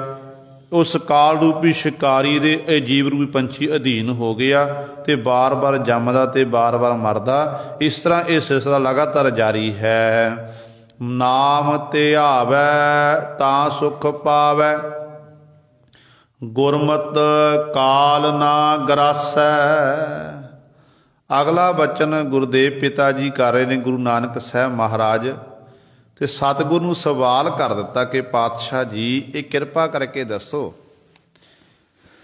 ਕਿ ਉਹ ਜੀਵ ਕਿਹੜਾ ਸੁਖੀ ਹੈ, ਸੁੱਖ ਕਿਹਨੂੰ ਨਸੀਬ ਹੁੰਦੇ ਨੇ, ਕਿਹੜਾ ਮੋਹ ਦੀਆਂ ਤੰਦਾਂ 'ਚ ਨਿਕਲ ਸਕਦਾ ਹੈ। ਤੇ ਗੁਰਦੇਵ ਪਿਤਾ ਜੀ ਕਹਿੰਦੇ ਨੇ ਜਿਹੜੇ ਨਾਮ ਧਿਆਉਂਦੇ ਨੇ, ਬੰਦਗੀ ਕਰਦੇ ਹਨ ਉਸ ਮਾਲਕ ਦੀ, ਪਰਬਦਗਾਰ ਨੂੰ ਚੇਤੇ ਰੱਖਦੇ ਨੇ। ਸਰੀਰਕ ਦੁੱਖ ਆਵੇ ਉਹ ਦੁੱਖ ਨੂੰ ਫਿਰ ਦੁੱਖ ਨਹੀਂ ਮੰਨਦੇ, ਕਿਉਂਕਿ ਮਨ ਕਰਕੇ ਉਹ ਸੁਖੀ ਹੁੰਦੇ ਨੇ। ਇੱਕ ਤਨ ਦਾ ਦੁੱਖ ਹੁੰਦਾ, ਇੱਕ ਮਨ ਦਾ ਦੁੱਖ ਹੁੰਦਾ। ਤਨ ਦਾ ਦੁੱਖ ਸਾਡੇ ਸਰੀਰ ਨੂੰ ਕੋਈ ਰੋਗ ਲੱਗ ਗਿਆ, ਉਹਦਾ ਇਲਾਜ ਆਪਾਂ ਕਿਸੇ ਡਾਕਟਰ ਕੋਲ ਜਾਵਾਂਗੇ, ਚੈੱਕਅਪ ਕਰਾਵਾਂਗੇ ਤੇ ਬਿਮਾਰੀ ਸਮਝ ਆਈ ਤੇ ਰੋਗ ਠੀਕ ਹੋ ਜਾਵੇਗਾ। ਪਰ ਮਨ ਦਾ ਰੋਗ ਜਿਹੜਾ ਹੈ ਉਹ ਕਿਸੇ ਡਾਕਟਰ ਕੋਲ ਠੀਕ ਨਹੀਂ ਹੋਣਾ। ਜਿਹੜਾ ਡਾਕਟਰ ਆ ਉਹ ਤਾਂ ਆਪ ਰੋਗੀ ਹੈ। ਇੱਕ ਰੋਗੀ ਦੂਜੇ ਰੋਗੀ ਦਾ ਇਲਾਜ ਕਿਵੇਂ ਕਰ ਸਕਦਾ? ਮਨ ਦਾ ਇਲਾਜ ਗੁਰੂ ਸਾਹਿਬਾਨ ਦੇ ਕੋਲ ਹੈ। ਇੰਝ ਕਹਿ ਲਈਏ ਗੁਰੂ ਦੇ ਕੋਲ ਦੋਨਾਂ ਰੋਗਾਂ ਦਾ ਇਲਾਜ ਹੈ। ਜੇ ਗੁਰੂ ਕੋਲ ਆਪਾਂ ਜਿਹੋ ਜਿਸ ਤਰ੍ਹਾਂ ਮੰਗਾਂਗੇ ਉਸੇ ਤਰ੍ਹਾਂ ਗੁਰੂ ਕੋਲੋਂ ਪ੍ਰਾਪਤ ਹੋ ਜਾਵੇਗਾ। ਜੇ ਆਪਾਂ ਆਖਦੀ ਕਿ ਸਤਿਗੁਰੂ ਕਿਰਪਾ ਕਰੋ ਸਾਡੇ ਸਰੀਰ ਦੇ ਕਸ਼ਟ ਦੂਰ ਕਰੋ, ਤੇ ਗੁਰੂ ਨੇ ਜੇ ਅਰਦਾਸ ਅੰਦਰੋਂ ਕੀਤੀ ਗਈ ਤੇ ਸਤਿਗੁਰੂ ਨੇ ਕਿਰਪਾ ਕਰ ਕਸ਼ਟ ਦੂਰ ਕਰ ਦੇਣੇ ਨੇ। ਜੇ ਆਪਾਂ ਗੁਰੂ ਕੋਲ ਚਰਨਾਂ 'ਚ ਬੇਨਤੀ ਕੀਤੀ ਕਿ ਸਤਿਗੁਰੂ ਮਿਹਰ ਕਰੋ ਕਿਰਪਾ ਕਰੋ ਸਾਡੇ ਤਨ ਦੇ ਜਿਹੜੇ ਮਨ ਦੇ ਕਸ਼ਟ ਜਿਹੜੇ ਨੇ, ਮਨ ਦਾ ਕੋੜ ਹੈ, ਮੇਰੇ ਪਾਤਸ਼ਾਹ ਮਨ ਦਾ ਕੋੜ ਕੱਟਣਾ ਕਰੋ, ਤੇ ਗੁਰੂ ਨੇ ਫਿਰ ਮਨ ਦਾ ਕੋੜ ਵੀ ਕੱਟ ਦੇਣਾ। ਗੁਰੂ ਸਮਰੱਥ ਹੈ ਨਾ। ਗੁਰੂ ਆਮ ਨਹੀਂ ਹੈ, ਗੁਰੂ ਆਮ ਡਾਕਟਰ ਨਹੀਂ ਹੈ। ਗੁਰੂ ਜਿਹੜੇ ਡਾਕਟਰ ਬਣਾਏ ਹੋਏ ਨੇ ਇਹ ਵੀ ਗੁਰੂ ਦੇ ਬਣਾਏ, ਪਰਮੇਸ਼ਰ ਦੇ ਬਣਾਏ ਹੋਏ ਨੇ, ਤੇ ਗੁਰੂ ਹੀ ਕਿਰਪਾ ਕਰ ਸਕਦਾ। ਜੇ ਪਹਿਲਾਂ ਹੀ ਆਪਾਂ ਗੁਰੂ ਕੋਲ ਸਰੈਂਡਰ ਹੋ ਜਾਈਏ, ਗੁਰੂ ਪਾਤਸ਼ਾਹ ਨੂੰ ਸਮਰਪਿਤ ਹੋ ਜਾਈਏ, ਤੇ ਗੁਰੂ ਨੇ ਪਤਾ ਨਹੀਂ ਕਿਹੜੀਆਂ ਕਿਹੜੀਆਂ ਸਾਡੇ ਤੇ ਬਖਸ਼ਿਸ਼ਾਂ ਕਰ ਦੇਣੀਆਂ ਨੇ। ਪਰ ਬੰਦੇ ਦੀ ਇਹ ਆਦਤ ਹੈ ਕਿ ਬੰਦਾ ਸਾਰੀ ਜ਼ਿੰਦਗੀ ਮੰਗਦਾ ਰਹਿੰਦਾ, ਸਭ ਕੁਝ ਹੁੰਦਿਆਂ ਹੋਇਆਂ ਵੀ, ਸਭ ਕੁਝ ਹੁੰਦਿਆਂ ਹੋਇਆਂ ਵੀ ਅੰਤ ਤੱਕ ਬੰਦਾ ਮੰਗਦਾ ਰਹਿੰਦਾ ਹੈ। ਪਰ ਇੱਕ ਦਾਤ ਬੰਦਾ ਉਸ ਮਾਲਕ ਪਾਸੋਂ ਮੰਗ ਨਹੀਂ ਸਕਿਆ। ਉਹ ਕਿਹੜਾ ਜਿਹੜਾ ਆਪਾਂ ਨਿੱਤਾ ਪ੍ਰਤੀ ਮੰਗਦੇ ਹਾਂ। ਪੜ੍ਹਦੇ ਵੀ ਰੋਜ਼ਾਨਾ ਹਾਂ, ਮਾਫ ਕਰਨਾ, ਪੜ੍ਹਦੇ ਹੀ ਆਪਾਂ ਰੋਜ਼ਾਨਾ ਹਾਂ, ਪਰ ਉਹ ਆਪਾਂ ਮੰਗ ਨਹੀਂ ਸਕੇ। ਅੰਮ੍ਰਿਤ ਵੇਲਾ ਸੱਚ ਨਾਉ ਵਡਿਆਈ ਵਿਚਾਰ, ਕਰਮੀ ਆਵੈ ਕੱਪੜਾ ਨਦਰੀ ਮੁਖ ਦੁਆਰ। ਪੜ੍ਹਦੇ ਆਪਾਂ ਜਾਂ ਸਾਰੇ ਰੋਜ਼ਾਨਾ ਨੇ। ਤਕਰੀਬਨ ਹਰ ਗੁਰੂ ਨਾਨਕ ਲੇਵਾ ਸਿੱਖ ਨੂੰ ਜਪਜੀ ਸਾਹਿਬ ਦੀ ਪਾਵਨ ਬਾਣੀ ਯਾਦ ਹੈ, ਜਿਹੜੇ ਪੜ੍ਹਦੇ ਨੇ, ਪਰ ਮੰਗਦੇ ਨਹੀਂ। ਜੇ ਮੰਗਾਂਗੇ ਤੇ ਬਾਹਰੋਂ ਬਾਹਰੋਂ ਮੰਗਾਂਗੇ। ਜਿਵੇਂ ਆਪਾਂ ਕੁਰਲੀ ਕਰੀ ਨਾ, ਦਾਤਨ ਕੁਰਲਾ ਕਰੀਏ, ਤੇ ਦਾਤਨ ਕੁਰਲਾ ਕਰੀਏ, ਪਾਣੀ ਦੇ ਘੁੱਟ ਲੈ ਕੁਰਲੀ ਕਰ ਥੁੱਕੀ ਜਾਈਏ, ਤੇ ਪਾਣੀ ਨੂੰ ਅੰਦਰ ਲੈ ਕੇ ਨਾ ਜਾਈਏ ਤੇ ਸਾਡੀ ਪਿਆਸ ਨਹੀਂ ਬੁਝੇ। ਗੁਰੂ ਸਵਾਰਿਓ, ਪਾਣੀ ਤਾਂ ਆਪਾਂ ਮੁੱਖ ਵਿੱਚ ਪਾ ਲਿਆ, ਕੁਰਲਾ ਕਰਕੇ ਬਾਹਰ ਸੁੱਟ ਦਿੱਤਾ, ਤੇ ਸਾਡੀ ਪਿਆਸ ਬੁਝੇਗੀ ਨਹੀਂ, ਬੁਝ ਸਕਦੀ ਹੈ। ਇਸੇ ਤਰ੍ਹਾਂ ਹੀ ਜਦੋਂ ਆਪਾਂ ਸਤਿਗੁਰ ਦੀ ਬਾਣੀ ਨੂੰ ਮੁੱਖ ਰਾਹੀਂ ਪੜ੍ਹਾਂਗੇ ਤੇ ਪੜ੍ਹਦਿਆਂ ਹੋਇਆਂ ਅੰਦਰ ਨਹੀਂ ਲੈ ਕੇ ਜਾਂਦੇ, ਉਦੋਂ ਬਾਣੀ ਤੋਂ ਬਿਨਾਂ ਸਾਡੇ ਮਨ ਦੀ ਪਿਆਸ ਬੁਝ ਨਹੀਂ ਸਕਦੀ ਹੈ। ਇਹ ਬਾਣੀ ਪੜ੍ਹਨ ਦੇ ਨਾਲ ਹੀ ਪਿਆਰ, ਜਿਹੜੇ ਪੜ੍ਹਦੇ ਨਾ ਗੁਰਮੁਖ ਪਿਆਰੇ ਜਿਨ੍ਹਾਂ ਉੱਤੇ ਗੁਰੂ ਦੀ ਕਿਰਪਾ ਰਹਿਮਤ ਹੈ, ਉਹ ਮਹੀਨੇ ਵਿੱਚ ਜਾਂ 2 ਮਹੀਨਿਆਂ ਬਾਅਦ 15 ਦਿਨ ਬਾਅਦ ਸਹਿਜ ਪਾਠ ਸਾਹਿਬ ਦੇ ਭੋਗ ਪਾਉਂਦੇ ਨੇ। ਸੁਖਨੀ ਸਾਹਿਬ, ਆਸਾ ਦੀ ਵਾਰ, ਹੋਰ ਬਾਣੀਆਂ ਪੜ੍ਹਦੇ ਨੇ। ਉਹਨਾਂ ਨੂੰ ਪੁੱਛ ਕੇ ਦੇਖੋ, ਜੇ ਨਿੱਤ ਦਾ ਨਿਯਮ ਨਾ ਹੋਵੇ, ਕੋਈ ਇਸ ਤਰ੍ਹਾਂ ਦੇ ਸਰੀਰਕ ਕਸ਼ਟ ਆ ਜਾਵੇ, ਮਜਬੂਰੀ ਬਣ ਜਾਵੇ, ਉਹਨਾਂ ਨੂੰ ਇੰਝ ਜਾਪਦਾ ਕਿ ਜਿਵੇਂ ਮਾਨੋ ਕੋ ਅੱਜ ਕੁਝ ਨਾ ਕੁਝ ਮੈਂ ਖੋਇਆ ਹੈ, ਕੁਝ ਪ੍ਰਾਪਤ ਨਹੀਂ ਕੀਤਾ। ਉਹ ਕਾਰਨ ਕੀ ਹੈ? ਉਹਨਾਂ ਦੀ ਜਿਹੜੀ ਲਗਨ ਲੱਗੀ ਹੋਈ ਉਹਨਾਂ ਦੇ ਮਨ ਦੇ ਵਿੱਚ।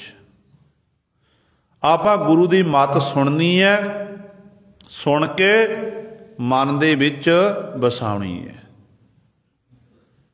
ਸੁਣ ਕੇ ਮਨ ਵਿੱਚ ਵਸਾਉਣੀ ਹੈ। ਤੇ ਪਾਤਸ਼ਾਹ ਕਹਿੰਦੇ ਨੇ, ਮੱਤ ਵਿੱਚ ਰਤਨ ਜਵਾਹਰ ਮਾਣਕ, ਜੇ ਇੱਕ ਗੁਰ ਕੀ ਸਿੱਖ ਸੁਣੇ।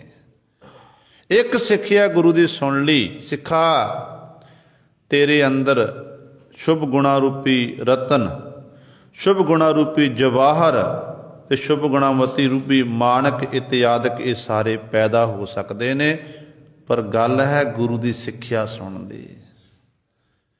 ਤੇ ਪਾਤਸ਼ਾਹ ਕਹਿੰਦੇ ਨੇ, ਜਿਹੜੇ ਨਾਮ ਧਿਆਉਂਦੇ ਨੇ, ਨਾਮ ਜਪਦੇ ਨੇ, ਫਿਰ ਤਾਂ ਸੁੱਖ ਪਾਵੈ। ਉਹਨਾਂ ਨੂੰ ਫਿਰ ਸਾਰੇ ਜ਼ਿੰਦਗੀ ਦੇ ਸੁੱਖ ਮਿਲੇ, ਸਲੋਕ ਦੇ ਸੁੱਖ ਵੀ ਤੇ ਪਰਲੋਕ ਦੇ ਸੁੱਖ ਵੀ। ਤੇ ਗੁਰਮਤਿ ਕਾਲ ਨਾ ਗਰਾਸੈ, ਗੁਰਮਤਿ ਦੇ ਧਾਰਨੀ ਬਣ ਜਾਂਦੇ ਨੇ। ਫਿਰ ਗੁਰੂ ਸਾਹਿਬ ਜਿਹੜਾ ਆਤਮਿਕ ਤੌਰ 'ਤੇ ਉਹਨਾਂ ਦੀ ਮੌਤ ਨਹੀਂ ਹੁੰਦੀ। ਸਰੀਰਕ ਮੌਤ ਤਾਂ ਹਰ ਇੱਕ ਦੀ ਆਉਣੀ ਹੈ, ਜਿਸਮਾਨੀ ਮੌਤ ਇਹ ਤਾਂ ਹਰ ਇੱਕ ਨੂੰ ਆਣੀ, ਚਾਹੇ ਗੁਰਮੁਖ ਚਾਹੇ ਮਨਮੁਖ ਹੈ। ਇੱਕ ਮੌਤ ਹੁੰਦੀ ਹੈ ਆਤਮਿਕ ਤੌਰ 'ਤੇ ਮਰਨਾ, ਬਾਰ-ਬਾਰ ਮਰਨਾ। ਕੋਈ ਗੁਨਾਹ ਕੀਤਾ, ਪਾਪ ਕੀਤਾ, ਉਸ ਪਾਪ ਤੋਂ ਡਰਦੇ ਰਹਿਣਾ ਕਿ ਤੇ ਮੇਰਾ ਜਿਹੜਾ ਪਾਜ ਹੈ ਇਹ ਦੁਨੀਆ 'ਚ ਉਗੜ ਨਾ ਜਾਵੇ, ਲੋਕਾਂ ਨੂੰ ਪਤਾ ਨਾ ਲੱਗ ਜਾਵੇ, ਬਾਰ-ਬਾਰ ਡਰੀ ਜਾਣਾ। ਉਹ ਬਾਰ-ਬਾਰ ਮਰਨਾ ਹੋ ਗਿਆ, ਜਿਉਂਦਿਆਂ ਜੀ ਮਰ ਜਾਣਾ। ਤੇ ਸਤਿਗੁਰੂ ਕਹਿੰਦੇ ਪਰ ਜਿਹੜੇ ਗੁਰਮਤਿ ਦੇ ਧਾਰਨੀ ਬਣ ਜਾਂਦੇ ਨੇ ਨਾ, ਉਹਨਾਂ ਨੂੰ ਫਿਰ ਇਹ ਕਾਲ ਗ੍ਰਸ ਨਹੀਂ ਸਕਦਾ, ਡਰਾ ਨਹੀਂ ਸਕਦਾ ਹੈ। ਜੰਮਣ ਮਰਨ ਕਾਲ ਨਹੀਂ ਛੋਡੈ, ਬਿਨ ਨਾਵੈ ਸੰਤਾਪੀ। ਜਨਮ ਲੈ ਕੇ ਸੰਸਾਰ 'ਚ ਆ ਗਿਆ, ਮਰ ਕੇ ਚਲਿਆ ਗਿਆ, ਫਿਰ ਜਨਮ ਲਿਆ, ਫਿਰ ਮਿਲਿਆ। ਇਸ ਤਰ੍ਹਾਂ ਇਹ ਸਿਲਸਿਲਾ ਲਗਾਤਾਰ ਜਾਰੀ ਹੈ। ਤੇ ਪਾਤਸ਼ਾਹ ਕਹਿੰਦੇ ਕਾਲ ਨਹੀਂ ਛੋਡੈ, ਕਾਲ ਛੱਡਦਾ ਨਹੀਂ। ਕਾਲ ਦੇ ਅਧੀਨ ਆਪਾਂ ਸਾਰੇ ਹਾਂ। ਜੰਮਣ ਮਰਨ ਦਾ ਸਿਲਸਿਲਾ ਜਾਰੀ ਹੈ, ਪਰ ਕਹਿੰਦੇ ਜਿੰਨਾ ਸਮਾਂ ਮਿਲਿਆ ਨਾ, ਉਹ ਨਾਮ ਜਪ ਕੇ ਸਾਡਾ ਪਾਰ ਉਤਾਰਾ ਹੋ ਸਕਦਾ। ਪਰ ਜੀਵ ਨੇ ਕੀ ਕੀਤਾ? ਬਿਨ ਨਾਵੈ ਸੰਤਾਪੀ।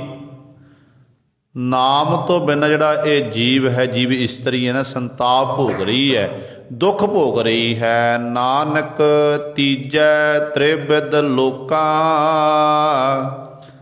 ਮਾਇਆ ਮੋਹੇ ਵਿਆਪੀ।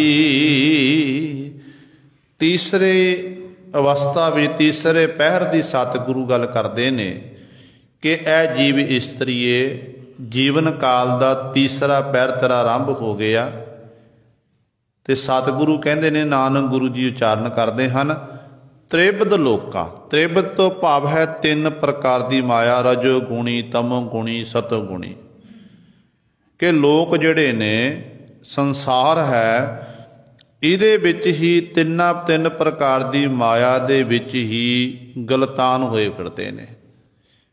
ਤੇ ਮਾਇਆ ਦਾ ਮੋਹ ਐਸਾ ਲੋਕਾਂ ਲੁਕਾਈ ਵਿੱਚ ਪੈਦਾ ਹੋਇਆ ਹੈ ਕਿ ਮੋਹ ਦੀਆਂ ਤੰਦਾਂ ਵਿੱਚ ਬੱਝੇ ਹੋਏ ਨੇ, ਜਿਸ ਕਰਕੇ ਇਹ ਮੋਹ ਤੋਂ ਨਿਕਲ ਨਹੀਂ ਸਕਦੇ। ਬਾਰ-ਬਾਰ ਜੀਵ ਇਸਤਰੀ ਦੁਖੀ ਹੋ ਰਹੀ ਹੈ।